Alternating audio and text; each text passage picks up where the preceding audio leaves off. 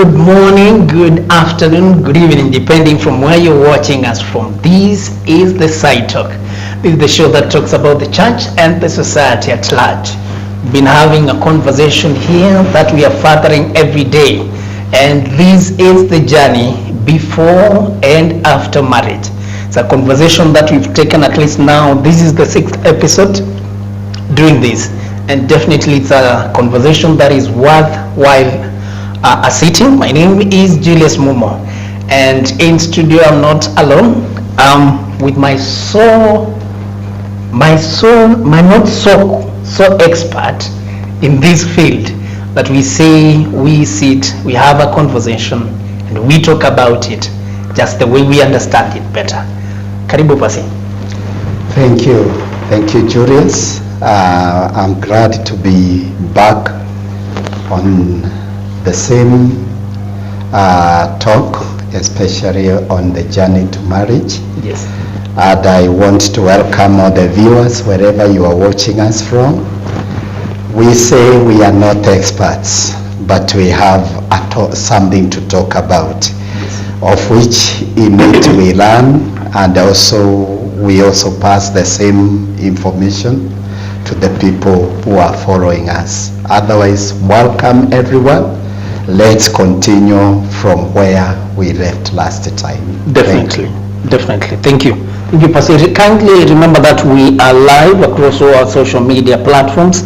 That is on Facebook, YouTube, and TikTok as well, at RGC Heroes of Faith, and we are giving you nothing but the best from this side. And we normally say, if you cannot comment on our live conversation, you can do so by inboxing us, and someone will get in touch with you and answer your question. Again, you can support us if you want us to continue with this program and have so many coming your way.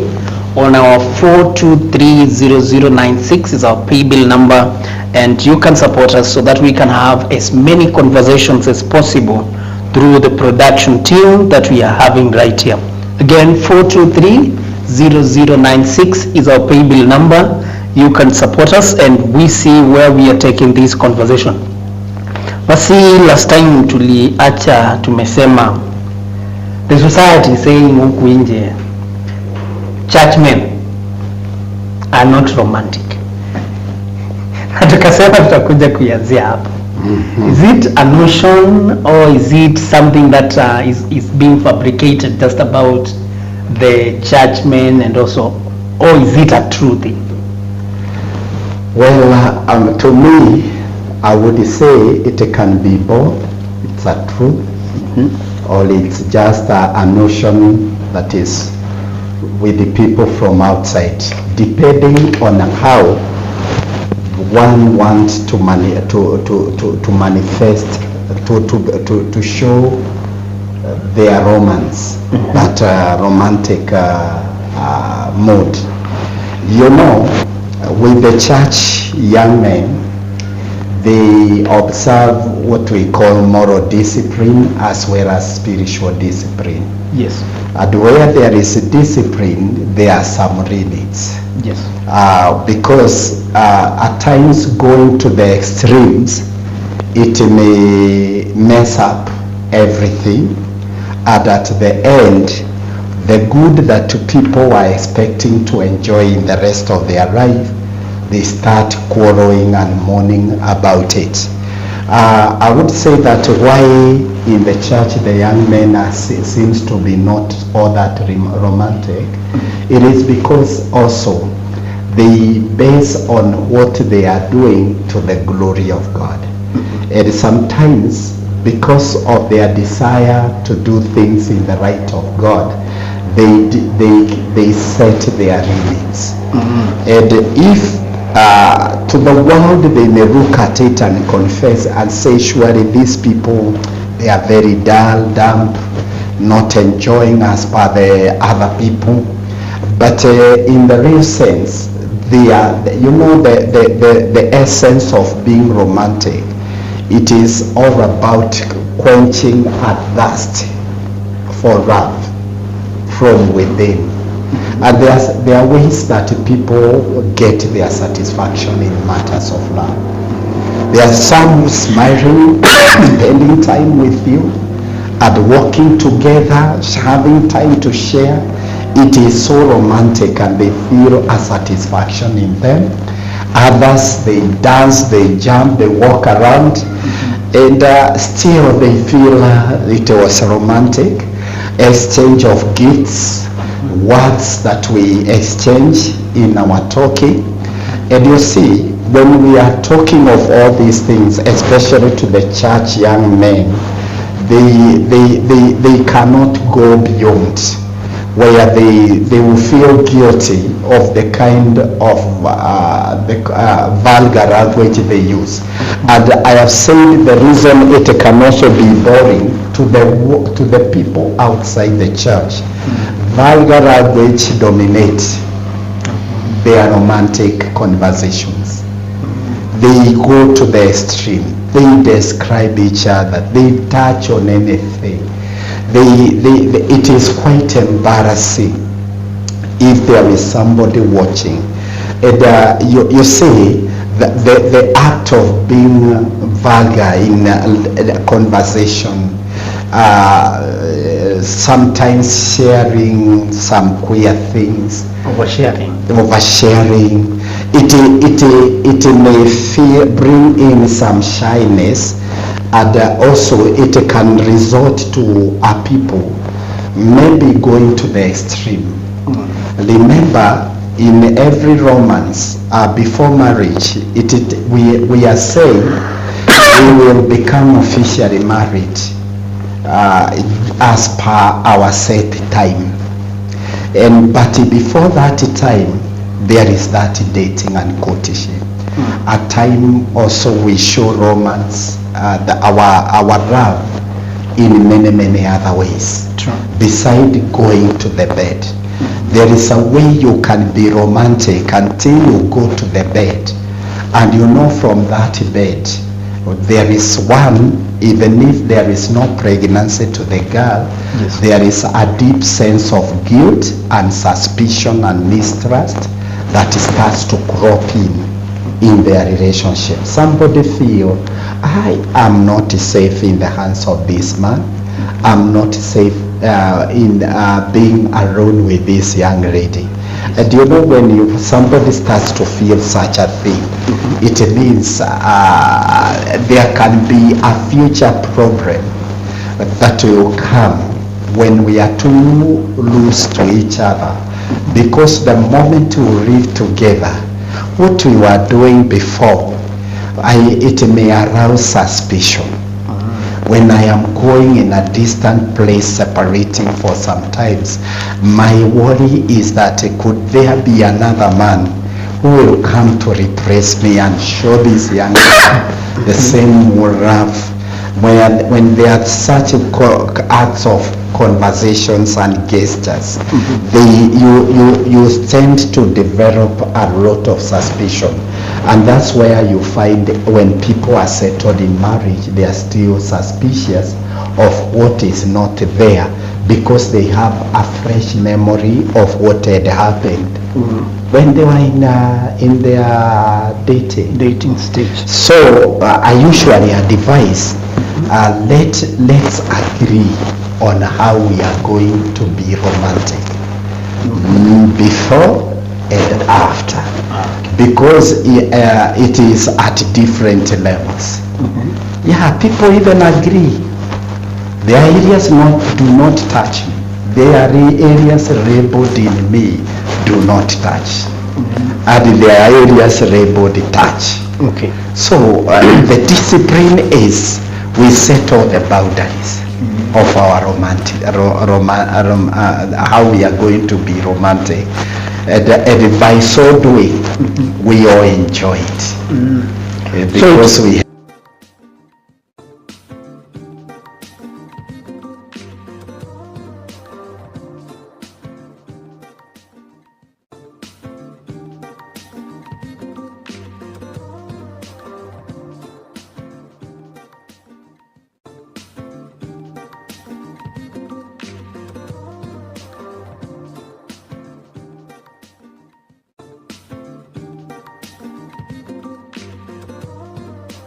hiyo umepotea.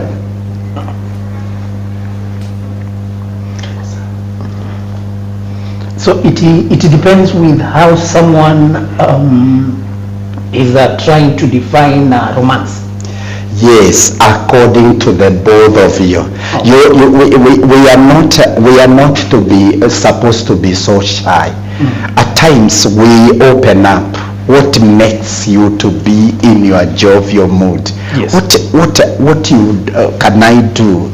And you feel like there is my aroma around you. Sometimes, yes, people usually say that is your assignment to get to know. But why should you cause me to beat the bush? Exactly. Sometimes when we become open, we start enjoying area rather than beating the bush. Huyu nikimfanyia hivi anafurahia anafurahianga. Yeah. And you know, it is embarrassing when I am trying to show my love towards you, maybe with a gift of a flower, and you don't like flowers. Exactly. Maybe giving you a ride on my car and going at a speed, yet you are getting worried and you are feeling like I want to commit suicide. Why should we be tolerating and enjoying when we are supposed to be enjoying? So we be open to one another. Yes. Yes. This is what makes me the kind of a food you want. Yes, let's talk about it. The dresses, dresses. Tuache kushinda. Why should we keep on harassing each other? Oh, today it was boring, you did not do what I was expecting. What was it you are expecting? You could say, we could have discussed about it. Yeah. So the issue of romance and church guys, it's just a notion. And also it depends with how people will explain romance to themselves.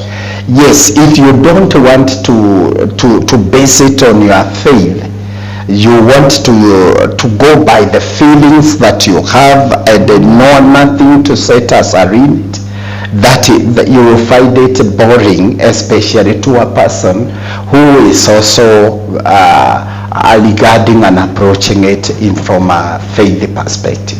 You know, when you say especially dating in a church perspective, it has some discipline and it has some limits. I guess on the level of limits is where now people tend to think that church boys are not romantic. Yes. And let me say, it's not only in church, not only in Christianity. Go to Islam. Probably even Christians, we are better off in romance, in being romantic than in some religions where you propose to each other and you are not supposed to see each other. And if you are to see each other, some girls are asked to cover even their face. You are only seeing the eye. How will you love somebody who is fully in a veil when you are seeing only the eyes? And yet I want to see her ears. I want to see her smile. But now the faith has covered everything. But that means we have that advantage that you're talking about. At least we can see a number of things. Yes. If there is a facial expression, if there is a smile, yes. If there is like the dental formula and all that. Yes. That's good. I think I would like to know whether let's say I will jump to now after married, but we are still on the dating stage. Yes. Could someone coming to church, let's say if it's a husband holding their wife's hand in church,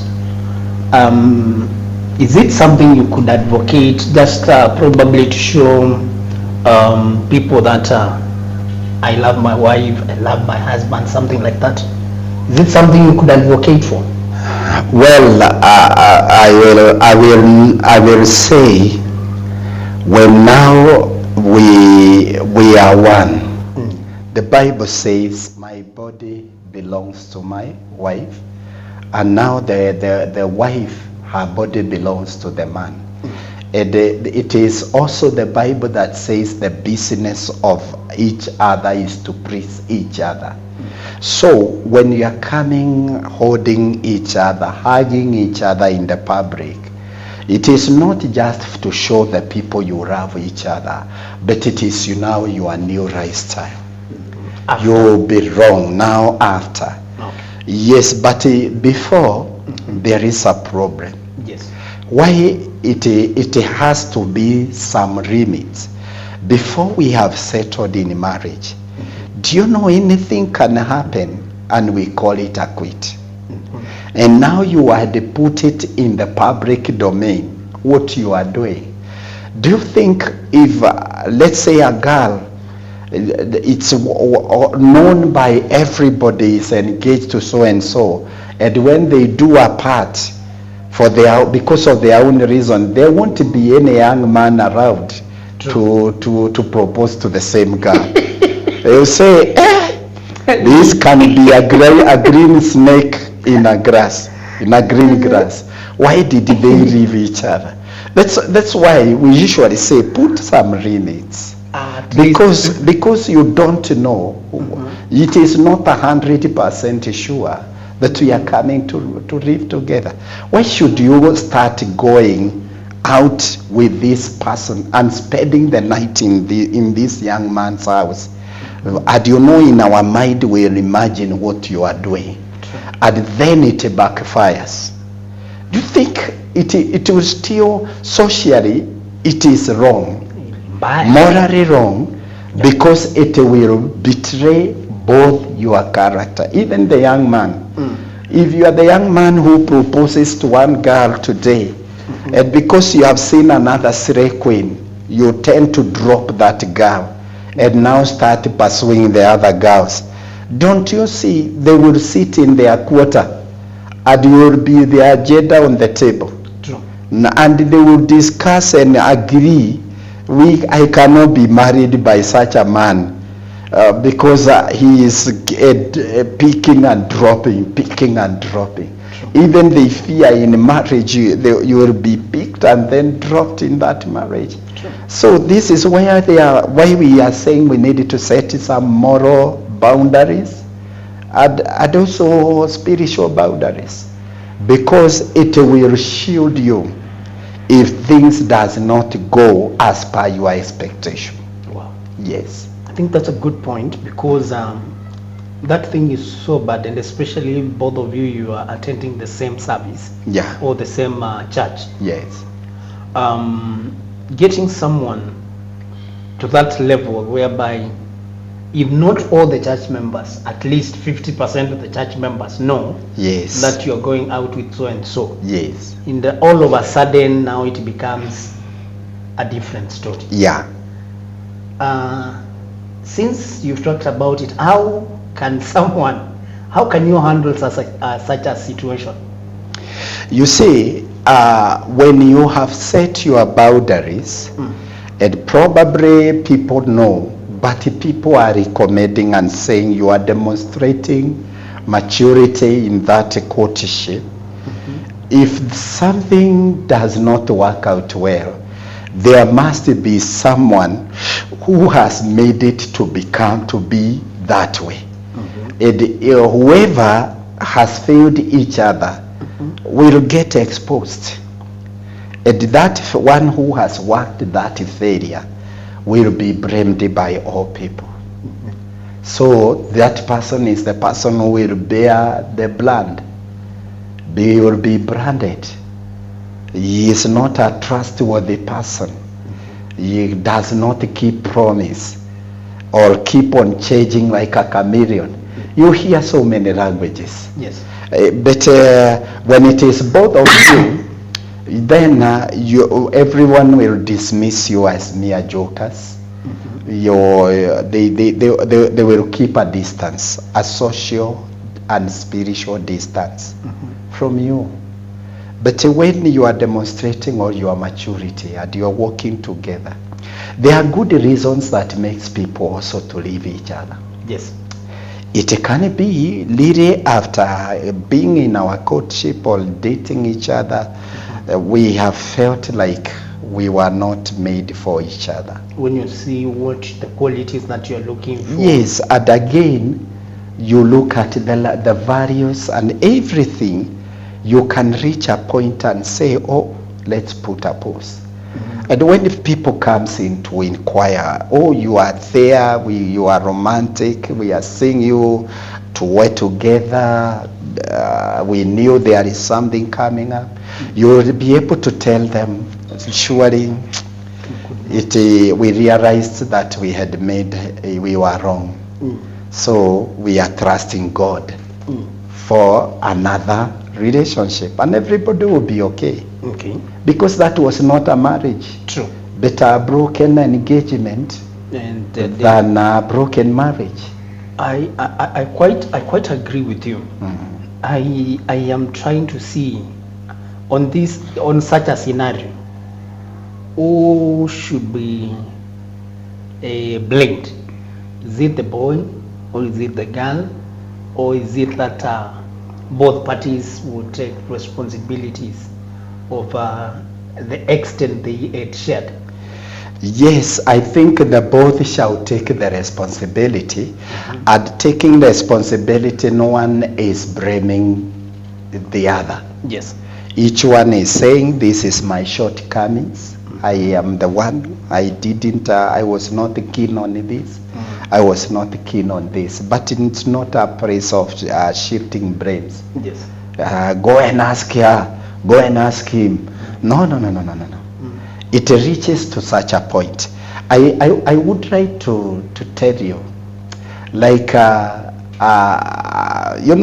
are here to encourage somebody. Yes. Even to those who are facing handicaps and they are calling it off in their relationships. Yes. I was once a victim.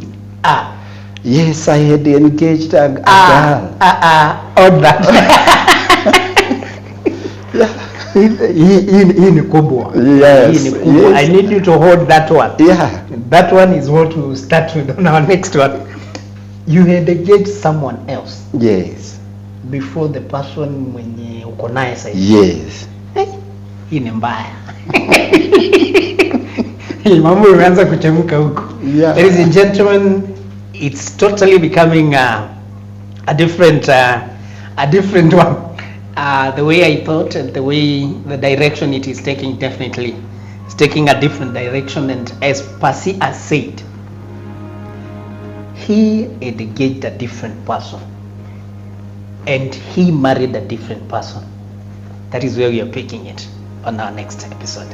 Thank you so much for joining us on this particular one. This is episode 6, and definitely we are live on our social media platforms.